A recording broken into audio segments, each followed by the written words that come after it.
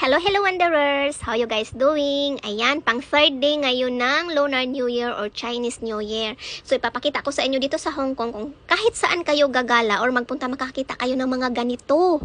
Ayan! Pangpaswerte sa kanila yan. Ayan o, kinuhanan na or ninakawan na.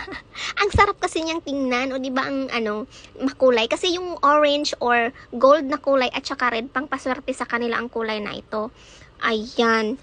So, mayroon, ito mandarin ata. Tapos, yung iba, kyat-kyat. Yung iba naman, kalamansi. Ito kalamansi. Ayan, o, diba, hitik sa bunga.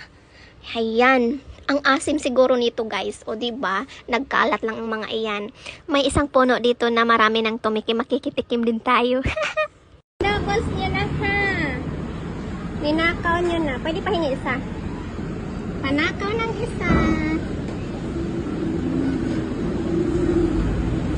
Yan.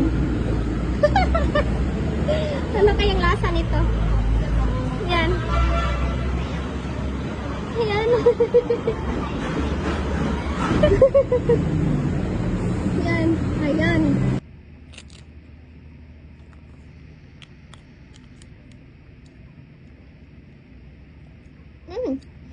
Matamis siya.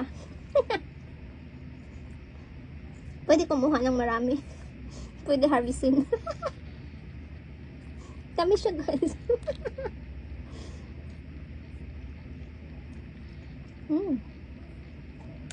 Now I know. Charot.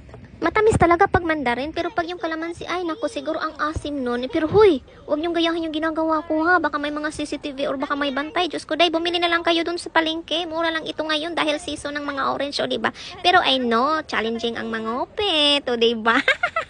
Charis.